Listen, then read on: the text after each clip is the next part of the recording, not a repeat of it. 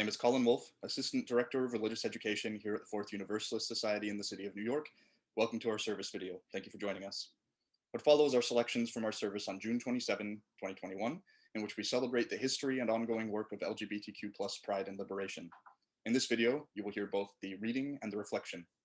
The reading, written by Desmond Tutu, was delivered by Worship Associate the Reverend Jill Bowden and Jason Sandler. The reflection was delivered by the Reverend Mark Catolo, our summer worship minister. This video will not include our usual post-service discussion, but look for a return of that segment in upcoming videos. You're invited to check out our video and audio podcast each week, posted on our website, Facebook, YouTube, and Instagram, as well as your favorite podcast streaming sites. If you like what you see, you're encouraged to give us a like, a share, or a subscribe. Thank you for watching. We begin with our reading.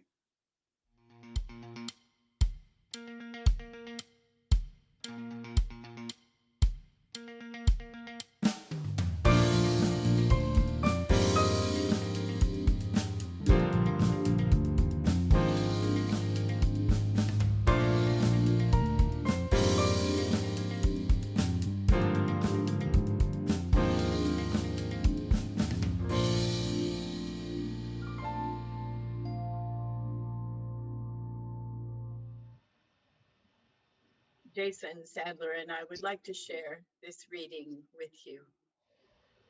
Liberation is costly.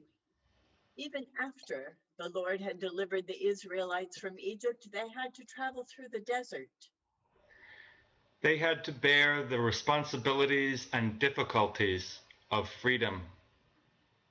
There was starvation and thirst, and they kept complaining. They complained that their diet was monotonous. Many of them preferred the days of bondage and the flesh pots of Egypt. We must remember that liberation is costly. It needs unity. We must hold hands and refuse to be divided. We must be ready. Some of us will not see the day of our liberation physically. But those people will have contributed to the struggle. Let us be united. Let us be filled with hope. Let us be those who respect one another. Here ends our reading.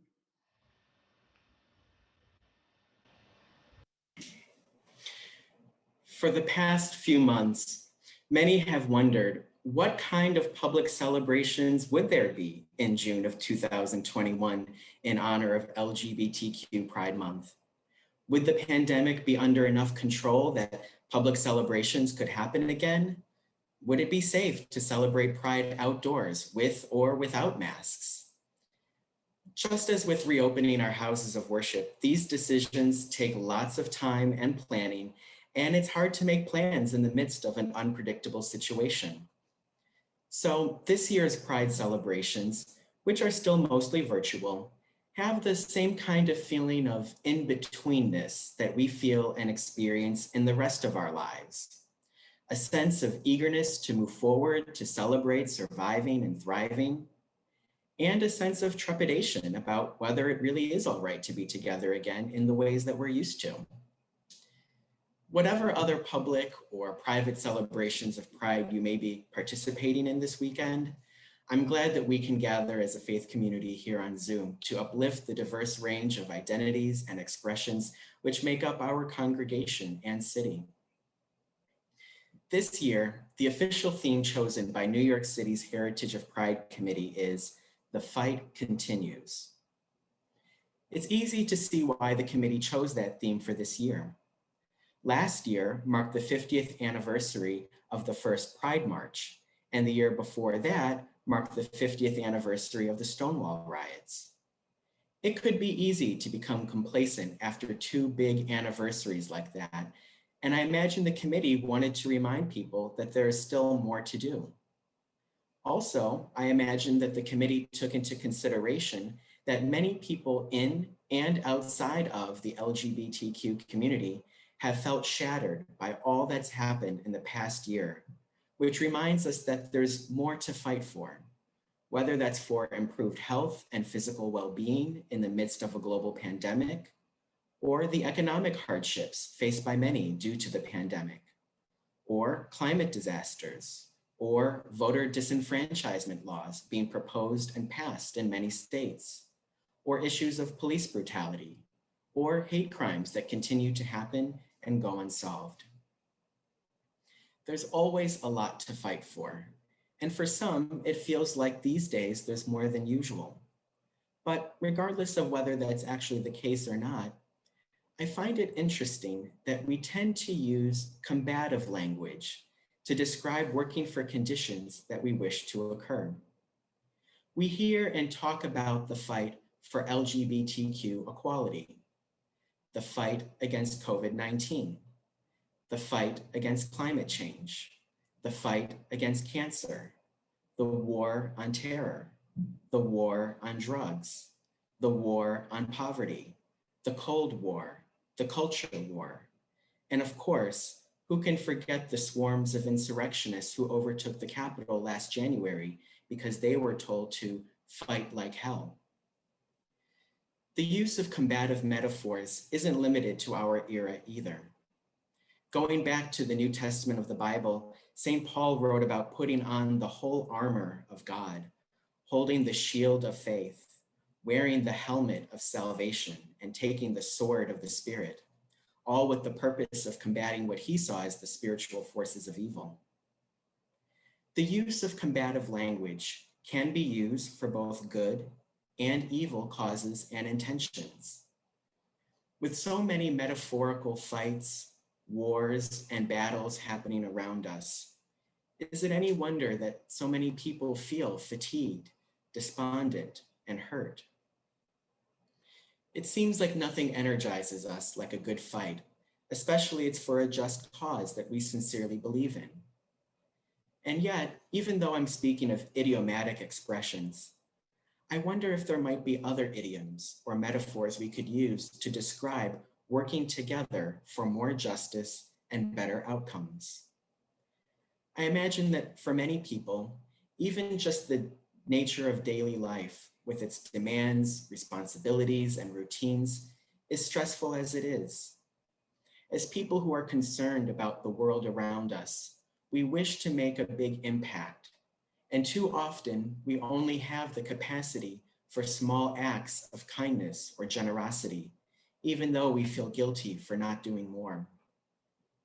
While none of us would refuse to do the something which we can do, what helps me make peace with the limitations of our abilities to engage in any of the continuing fights going on around us is that, thankfully, the repair and healing of our world does not depend on any one of us alone, nor on any group, community, congregation, or even country. When I read about LGBTQ history and the lives of those forebears who did what they could with what they had and knew, I'm impressed not only by any one person's individual efforts, but also with how the multitude of many people's ongoing efforts have helped the world as we know it to progress to the place we are now, a process which continues to evolve.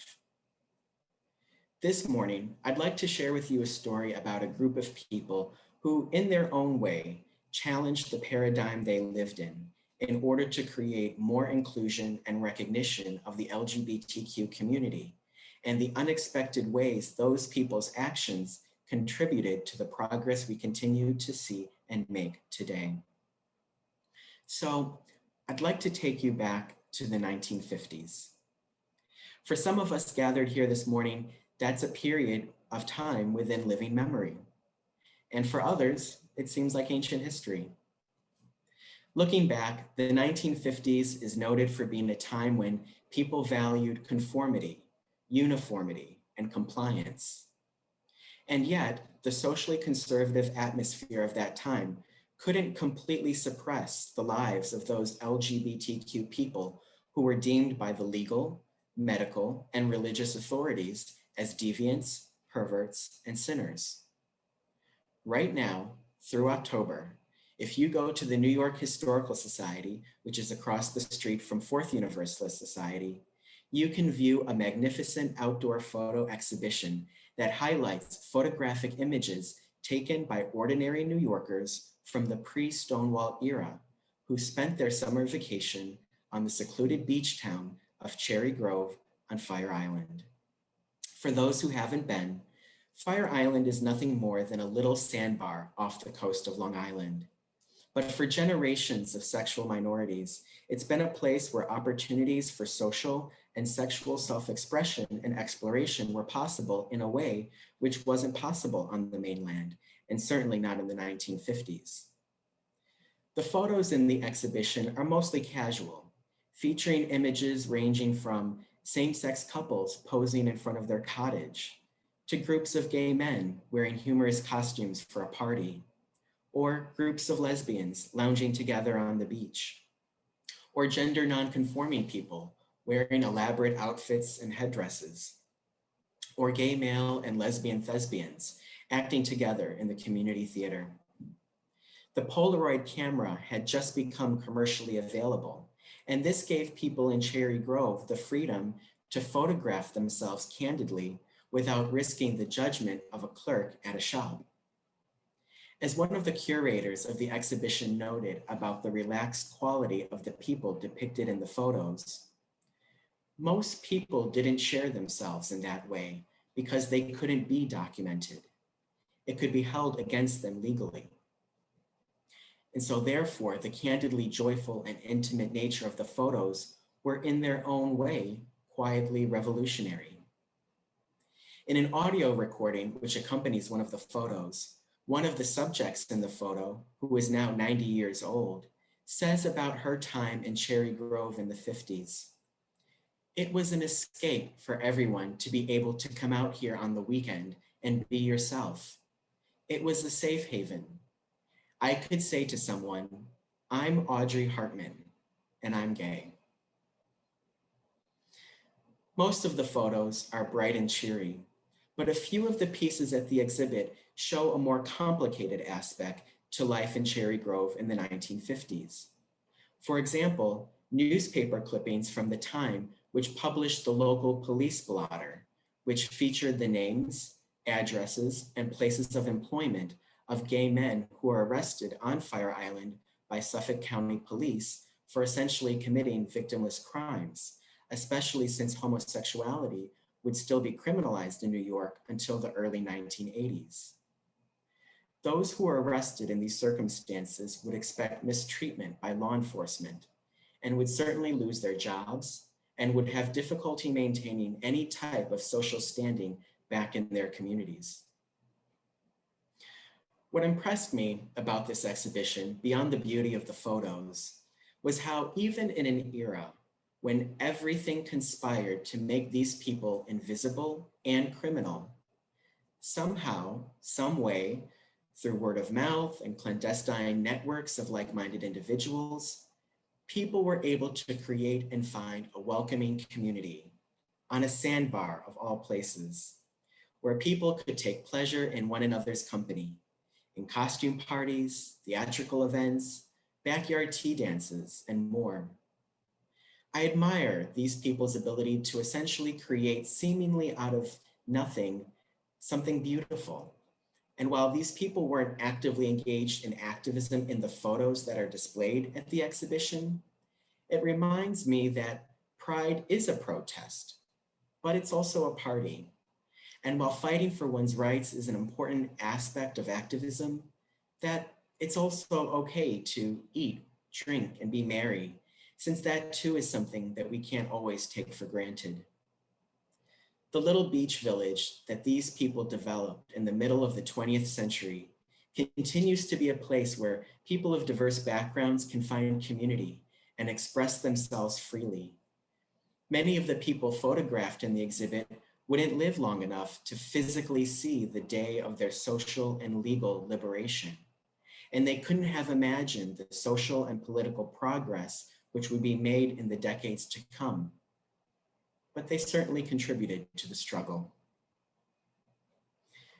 At the beginning of my sermon, I mentioned how we tend to use combative language to describe achieving a goal, and wondered what other metaphors or idioms we could use. Seeing the creative, clever, and artistic photos in the exhibition across the street from the church reminded me that maybe one of those metaphors could also be artistic and creative. I then remembered one of the beloved hymns from our hymnal, number 170, "We Are a Gentle, Angry People," with lyrics and music by Holly Near, who came out of the closet as a lesbian in 1976. For some reason, I remembered the lyrics in the refrain as being, "We are a gentle, angry people, and we are fighting for our lives." When I actually checked the hymnal, I was happy to discover that in fact, the lyrics are actually, "We are a gentle, angry people, and we are singing for our lives." Whatever metaphors or idioms you use to describe how you work to achieve more justice, love, acceptance, creativity, or connection in your life and in the lives of others, let us be, as Desmond Tutu said in our reading, united and filled with hope. Thank you.